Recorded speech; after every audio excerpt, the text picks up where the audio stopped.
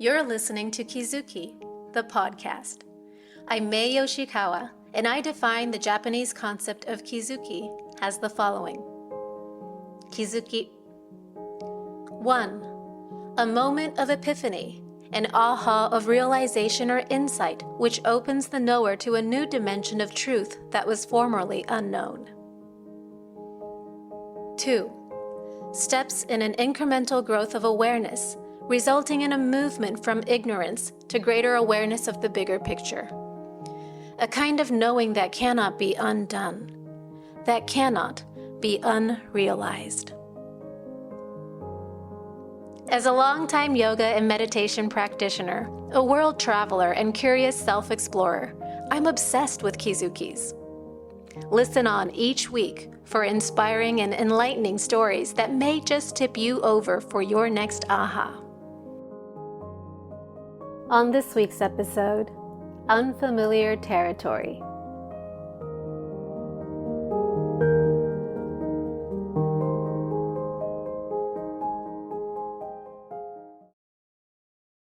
I woke up from a dream where I was loved, fully, wildly, deeply. The kind of love you can feel in your bones. It's visceral and total. And in that moment, I pulled away. Not because it wasn't good, but because it was unfamiliar. This episode is about that moment. The moment of retreat, just as something beautiful arrives. When we say we want love, abundance, or softness, but can't quite let it in. Not because we don't want it, but because some part of us doesn't know it as safe or familiar. Not yet. So I grew up as a little girl in Japan. And what that means is that for me and for many of us, emotional safety had to do a lot with modesty. That's probably not only in Japan. So I wonder if some of you might relate. What that meant was that making sure everyone else had what they needed first, that was safe, that was modest. It also looked like not taking too much, and it looked like staying small so others don't feel small beside you. And what that also means is that when something too generous and lovely appears, a compliment, a gift, or a sense of being luxuriously cherished, some part of me or my nervous system still flinches to receive it a little. I don't mean that I'm that way about everything, just that I notice this flinching in the unfamiliar territory. It's like there's this unspoken line. Something like, beyond this is too much for me. It's not written, but it's like energetically there. Here's a childhood memory that says it all. So when I was little, my parents took us on a family trip to Hawaii. And the room where I was staying in had this huge, expansive closet. It was massive, I think, by any standard, but especially for me as a little girl from Japan. Like a little squirrel, I scurried to one corner and unpacked my suitcase, maybe taking up only a fifth of the space. That memory makes me smile now. Because it's not about the closet. It's about what happens when we get more room than we're used to. What happens when we receive more love, more attention, more ease and abundance than we're used to. No doubt everyone says they want these things, but when they show up, your body might still have a reaction that's like, wait, is this really okay for me to receive? And that's what I want to point out here. I personally understand it now as a form of like subconscious breaks. You say you want a loving partner or more wealth or true belonging. But if those things live outside your nervous system's comfort zone, your subconscious will hit the brakes. That means that even while your lips say, "Of course I want it so badly," and it looks like you're doing everything in your power to work towards it, to make it happen, something in your subconscious system doesn't have a way of letting it in fully. I think some of that is cultural, and a lot of it maybe springs from childhood. So for me, as the youngest of 4 in a middle-class home, I was taught not to take too much. Don't take first. Don't take the biggest piece. You're the littlest. Definitely don't pretend like you deserve to be treated like royalty. That wasn't safe. That was reason to be dragged down. That was foreign. And that kind of attitude towards life, it just really didn't belong in our familial setting. Now, if I were to take that unspoken coding there in my nervous system and give it words, it would be something like this. Generous ease and emotional safety don't mix. Because for a long time, for me, they didn't. But, ladies and gentlemen, friends of the tribe, we are rewriting the code. Yes. Because, come on, now they do. Now they can. Generous ease can feel emotionally safe, and it can be safe and right to receive it, to really let it in, to absorb it.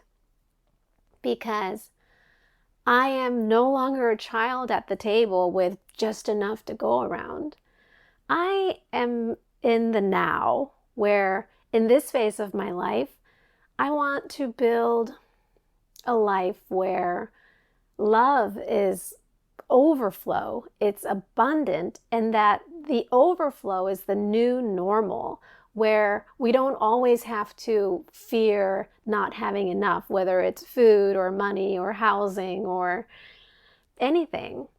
I want receiving to feel safe and right. I want that for my children. I want that for all of us.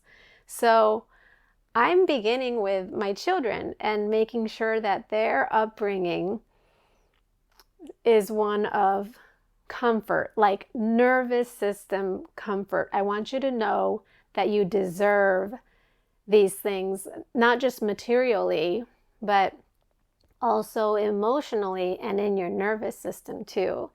And in this process, I'm realizing once again that I am healing my own nervous system, and I'm letting myself, well, I need to begin by letting myself know that it is safe for me to receive too. I want to ask you this. What's your unfamiliar territory? Is there something your soul is ready to receive, but your body is just still resisting?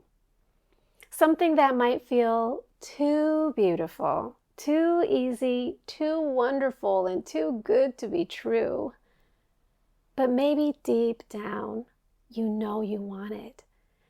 Deep down, maybe you believe it's meant for you. What I now know is this. The nervous system is wired to love familiar patterns. It's built to protect us from unfamiliar ones. And weirdly, what that means is that even painful ones, painful patterns, would be chosen by the nervous system if it is familiar. It might quietly tense up when joy enters because the nervous system whispers, what if the other shoe drops?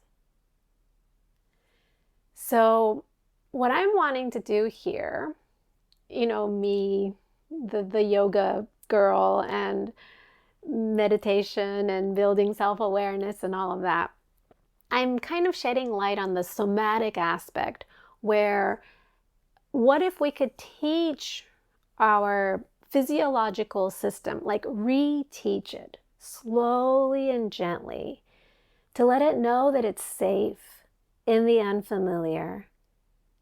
You could get used to this. It's okay. There is no other shoe to drop. And even if it does, you are here, you're aware, and you're able to rebuild because you're present. And that is this very gentle, sure, internal conversation I'm having with my nervous system that was trained otherwise, right?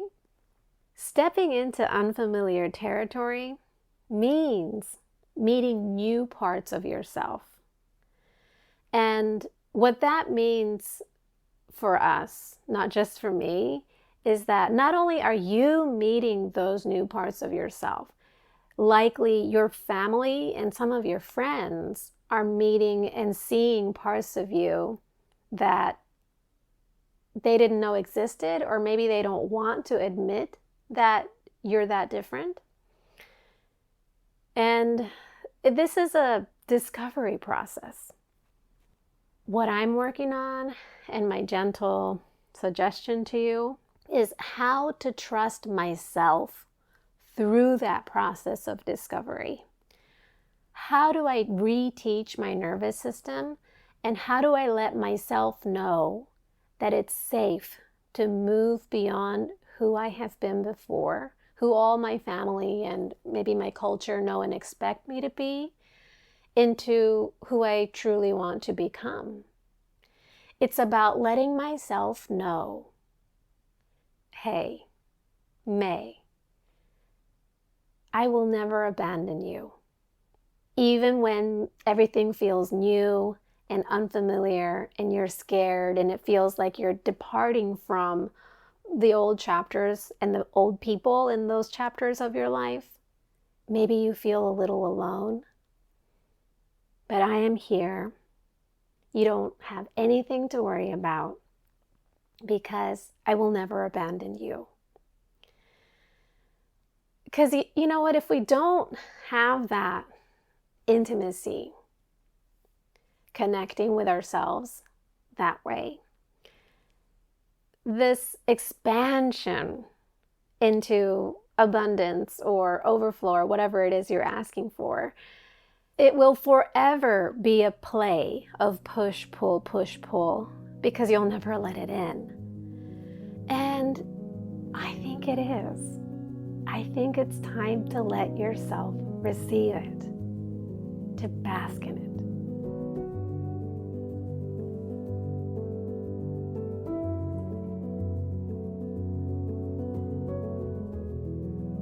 Thank you for listening. Learn more about me and my Kizuki Journaling Mae Y method at my website, kizukijournaling.com. That's KIZUKIJOURNALING.com. Or find me on Instagram at MAEYOSHIKAWA.